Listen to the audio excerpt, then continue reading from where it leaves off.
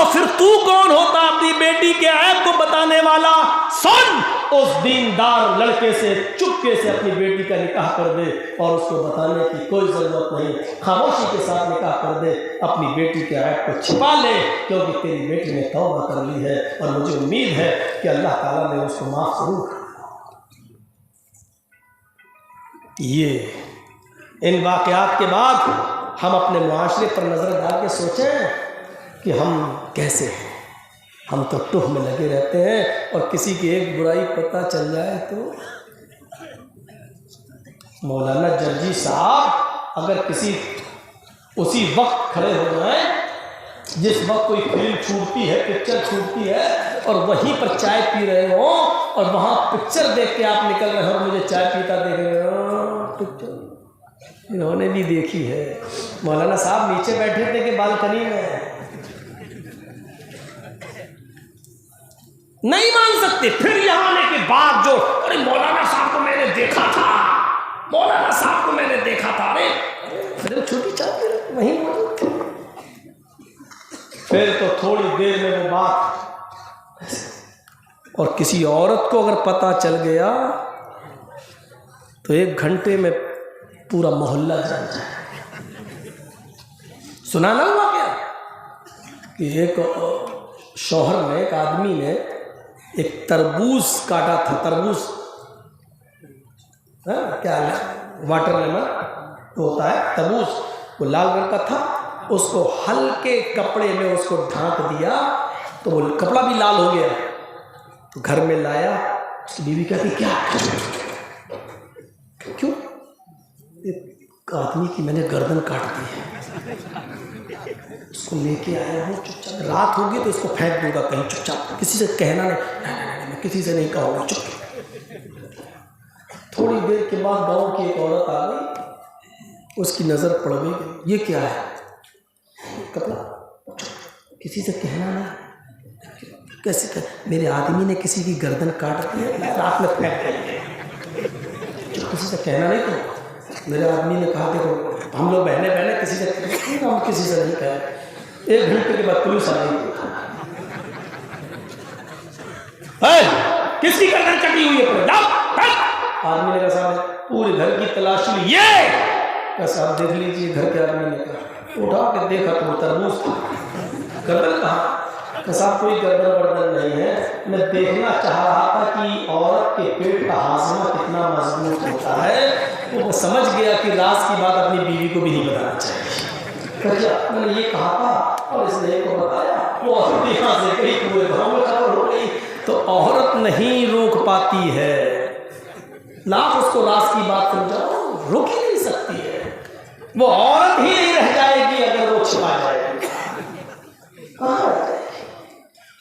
4 عورتیں کہیں بیٹھی ہوں اور خاموش ہو جائیں، ہو ہی نہیں سکتا۔ وہ ایک بادشاہ نے انعام رکھا تھا، جو سب سے بڑا جھوٹ بولے گا اس کو سب سے بڑا انعام، جھوٹے کو انعام۔ ایک آیا میں نے یہ حق، یہ کوئی جھوٹ نہیں، دوسرا آیا وہ کہتا یہ حق، یہ بھی کوئی جھوٹ نہیں، ہمیں بڑا جھوٹ چاہیے، تیسرا آیا ایک اور جھوٹ، حق یہ بھی کوئی جھوٹ نہیں، چوتھا آیا میرا بھی ایک جھوٹ سن لیجیے گا کیا؟ کہ آج میں نے رات میں خواب دیکھا ہے۔ خواب تو سبھی دیکھتے ہیں، ارے سنیے تو، میں نے خواب میں دیکھا کہ جہاں تک میری نظر جا رہی ہے عورتیں ہی عورتیں بیٹھی ہوئی ہیں، لیڈیز ہی لیڈیز۔ خواب میں ایسا ہو سکتا ہے، دیکھا ہو تو کیا وہی جھوٹ ہے؟ آگے سنیے، ابھی پورا سن ہی نہیں رہے گا۔ میں نے خواب میں دیکھا جہاں تک میری نظر جا رہی ہے عورتیں، لیڈیز ہی لیڈیز، اور ساری عورتیں خاموش بیٹھی ہیں۔ بادشاہ نے کہا کیا؟ ساری عورتیں خاموش بیٹھی ہیں۔ 2 عورتیں کہیں بیٹھ جائیں تو خاموش نہیں بیٹھ سکتی ہے، تو کہہ رہا ہے ساری عورتیں خاموش؟ اپنے نوکر سے کہا بادشاہ نے اس سے بڑا جھوٹا تو کوئی ہو ہی نہیں سکتا، اسی کو ایوارڈ دو، اسی کو انعام دو۔ اس کو سب سے بڑا انعام دیا گیا۔ 2 عورتیں خاموش نہیں بیٹھ سکتی، ساری عورتیں، یہ کہہ رہا سب عورتیں خاموش بیٹھی ہوئی ہیں۔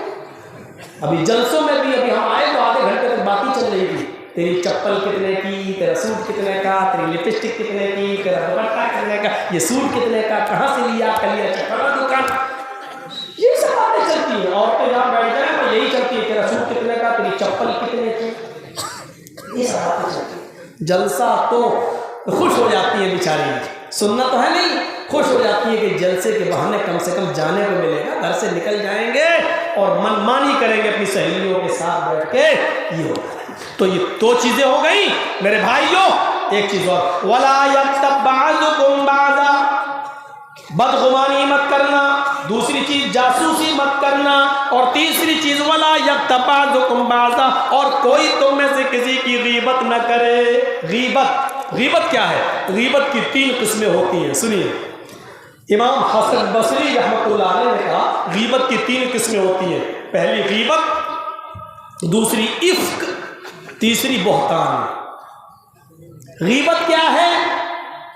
غیبت کیا ہے؟ ہم کسی کے اندر کوئی برائی دیکھیں، سنو، غیبت کیا ہے؟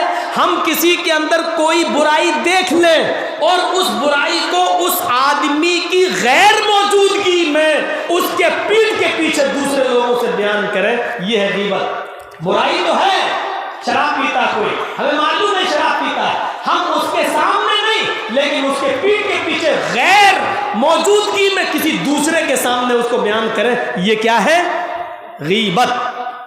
غیبت کی دوسری قسم ہوتی ہے افک۔ افک کس کو کہتے ہیں؟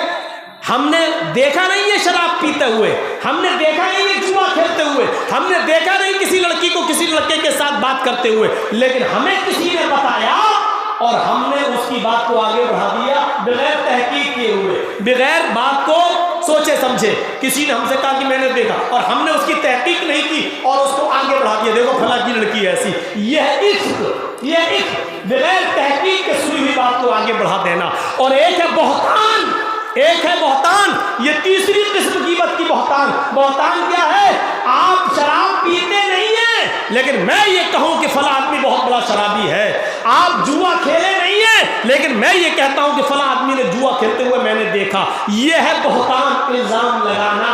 یہ کیا ہے؟ الزام لگانا۔ میں نے کسی لڑکی کو دیکھا نہیں کسی لڑکے کے ساتھ بات کرتے ہوئے، لیکن ہم یہ کہیں کہ فلاں کی لڑکی بہت بگڑی ہوئی ہے، میں نے اس کو فلاں کے ساتھ بات کرتے ہوئے دیکھا ہے جبکہ دیکھا نہیں ہے، یہ ہے الزام۔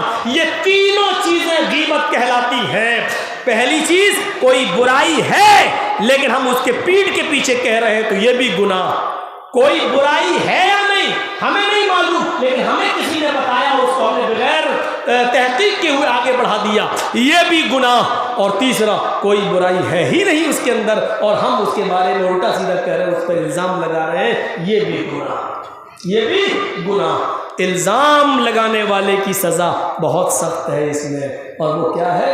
اس کو 80 کوڑے مارے جائیں۔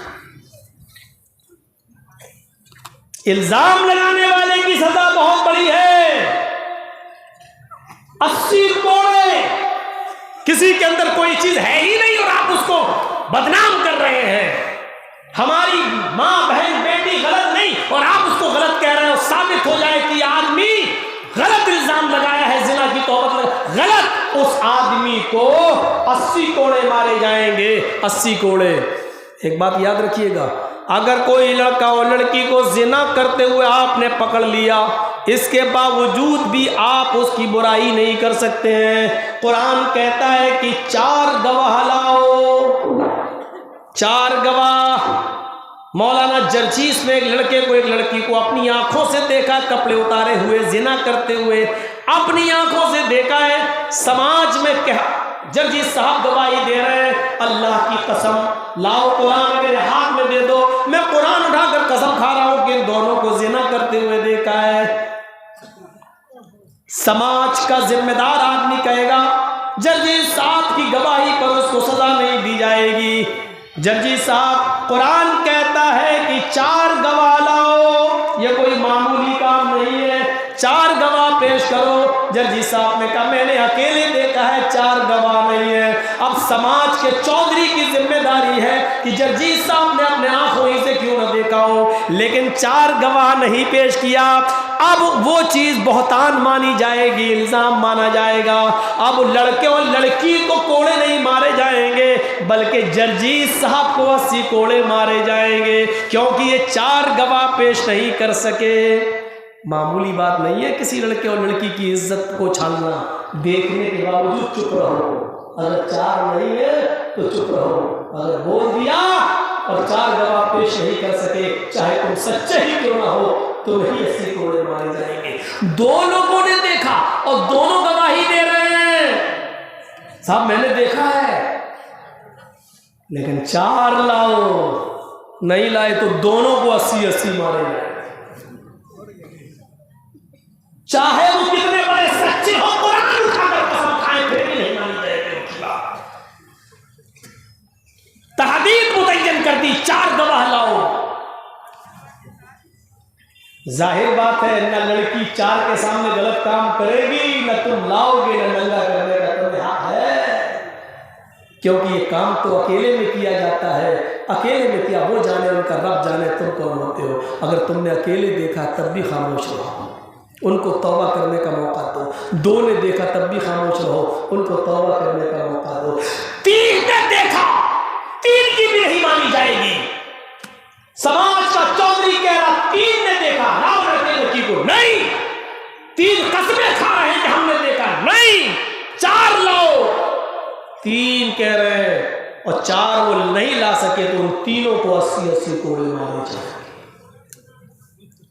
हाँ, अगर 4 ने देखा और 4 ने गवाही दी तब फिर लड़के और लड़की को सजा दी जाएगी। अगर वो शादीशुदा है तो पत्थरों से मार मार के खत्म कर दिया जाएगा। लड़का शादीशुदा है और लड़की कुंवारी, तो लड़के को पत्थरों से मार मार के खत्म कर दिया जाएगा और लड़की को 100 कोड़े मारकर 1 साल के लिए शहर से निकाल कर दूसरे शहर में भेजा जाएगा। लड़की शादीशुदा है और लड़का कुंवारा, तो लड़की को पत्थरों से मार मार के हलाक कर दिया जाएगा और लड़के को 100 कोड़े मार कर 1 साल के लिए शहर से अलग कर दिया जाएगा। फर्क इतना है, दोनों शादीशुदा हैं तो दोनों को पत्थरों से मारा जाएगा। फर्क क्या है, लड़के को खुलेआम मैदान में दौड़ा के मारा जाएगा और लड़की को सीने के बराबर जमीन में गाड़ के सिर्फ उसके सर पे पत्थर मार के उसको मारा जाएगा। ये कोई मामूली सजा नहीं है, करती रही एक्सक्यूज मी और मामला पहुंच जाता है होटल तक। अगर इसकी सजा के बारे में सोच लिया जाए तो रूह कांप जाती है। रूह पत्थर, एक पत्थर पड़ेगा सर पे, वही नानी का दूध याद आ जाता है, छठी का दूध याद आ जाता है। हाँ, जिसको हमने मामूली काम समझ रखा है। इतना वला यग़्तब बाज़ुकुम बाज़ा, तुम में से कोई किसी की गीबत न करे। और गीबत किसे कहते हैं? हज़रत आयशा ने अल्लाह के नबी सल्लल्लाहु अलैहि वसल्लम के पास बैठी हुई थी और उनकी दूसरी बीवी नबी अकरम की आ गई। दूसरी बीवी आ गई, नाटे कद की थी, नाम सफिया, छोटे कद की थी। जैसे हम लोग जो बोलते हैं ना 1.5 फुट, ये भी गुनाह है, ये भी गुनाह है। हम खुद कह रहे हैं, हमारे मुंह से खुद निकल जाता है, ये भी गुनाह है। उसका नाम जो है, नाम लीजिए आप। किसी को नाटा, लंबा, काला, ए कल्लू सुन, ए लंबू सुन। वो एक मौलाना है, उनके नाम के आगे लिखा रहता हबीबुर रहमान लंबू। आप ये नहीं कह सकते। हजरत आयशा ने इतना कहा था। अल्लाह के नबी की दूसरी बीवी आई, नाटे कद की थी। अल्लाह आपने कहा नटनी आ रही है, छुटकी आ रही है, छुटकी नटनी, नाटे कद की। अल्लाह के नबी ने कहा आयशा तुम ये नहीं कह सकती कि सफिया आ रही है, तुम्हें नाम मालूम था ना, तो कह नहीं सकती कि सफिया आ रही है। रसूल नाटी है तो नटनी कह दी। आपने कहा यही तो बुराई है, जैसी वो है वैसी तुम कह रही हो उसको, और उसकी गैर मौजूदगी में कह रही हो उसके पीठ के नटनी आ रही है।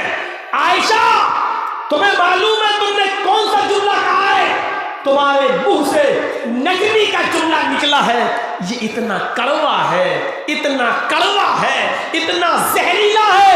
आयशा तुम्हारे मुंह से निकले हुए इस नटनी के जुमले को अगर समंदर में डाला जाए तो अल्लाह की कसम जिसके कब्जे में मेरी जान है, पूरे समंदर का पानी कड़वा हो जाए। इतना सा जुमला اور پورے سمندر کے پانی کو کڑوا کر رہا، اور وہ بھی عائشہ کے زبان سے نکلا۔ ہم لوگ اپنی زندگیوں پہ غور کریں کہ کتنے لوگوں کی برائی اس کے پیٹ کے پیچھے کرتے ہیں، کتنے لوگوں کی قیمت اس کے پیٹ کے پیچھے کرتے ہیں۔ ابو بکر صدیق اور عمر فاروق ایک جگہ بیٹھے ہوئے ہیں، بھوک لگی ہوئی ہے۔ حضرت عمر نے کہا، اے ابو بکر، یہ آپ کا غلام سویا ہوا ہے، اس کو اٹھائیے اور اللہ کے رسول کے پاس بھیج دیجئے، شاید اللہ کے رسول کے گھر میں کچھ سالن، کچھ ترکاری، کچھ گوشت مل جائے، لے آئے، ہم لوگ کچھ کھا لیں کھانا۔ وہ سو رہا تھا ابو بکر کا غلام۔ حضرت ابو بکر کہتے ہیں، اس کو بھیجو؟ ہاں آپ کا غلام ہے نا؟ ہاں۔ ارے یہ بڑا کام چور ہے، سست ہے بہت، اس کو بھیجوں گا یہ نہیں۔ کتنا سا جملہ کہا تھا، ارے بڑا کام چور ہے، اس کو بھیجوں گا تو ہو سکتا صبح کرنا ہے، بڑا کام چور، سست ہے، نہیں میں کسی دوسرے کو بھیجتا ہوں۔ حضرت ابو بکر صدیق نے کسی دوسرے کو بھیجا کہ جاؤ اللہ کے نبی سے کہنا کہ ابو بکر عمر بھوکے، اگر آپ کے پاس کچھ سالن ہو، گوشت ہو تو وہ دے دیجئے۔ اتنے میں وحی آ گئی، اللہ کے نبی کے پاس جبرائیل علیہ السلام آ گئے۔ یہ ابو بکر نے جس کو بھیجا یہ گیا اللہ کے نبی کے پاس، کہ اللہ کے نبی ابو بکر صدیق نے اور عمر فاروق دونوں بھوکے ہیں اور کچھ سالن منگایا، اگر آپ کے پاس ہو تو دے دو۔ حضرت محمد رسول اللہ نے کہا، ابو بکر کو اور عمر کو سالن کی کیا ضرورت ہے، وہ تو سالن کھا چکے ہیں،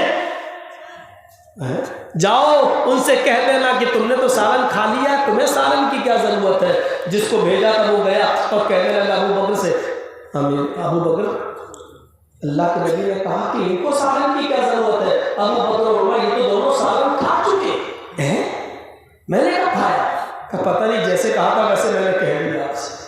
یہ دوڑتے ہوئے بھاگے ابو بکر صدیق، کہتے ہیں کہ میرے ماں باپ آپ پر قربان، اے اللہ کے رسول میں نے کب سالن کھایا، اللہ کی قسم پوری رات ہوگی کچھ ملا ہی نہیں، آپ کہہ رہے ہیں سالن کھا لیا۔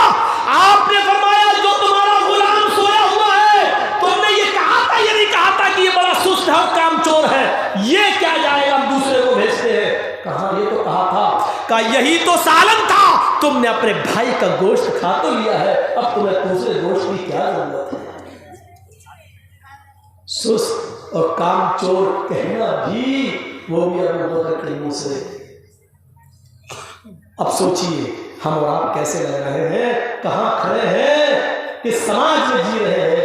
بدلو، ایک انقلاب پیدا کرو، ایک انقلاب لاؤ میرے بھائیوں۔ کم سے کم 20 سال کی تقریروں کے بعد کچھ لگنا چاہیے کہ کچھ عملی میدان میں آگے نکل رہے ہیں۔ بقیہ اسی قسم کی باتیں اور اصلاح معاشرے سے جڑی ہوئی باتیں انشاءاللہ 4 اور 5 فروری کو معظم پور اسٹینڈ پر آپ کے سامنے میں خطاب کروں گا۔ 1:15 بج گیا ہے۔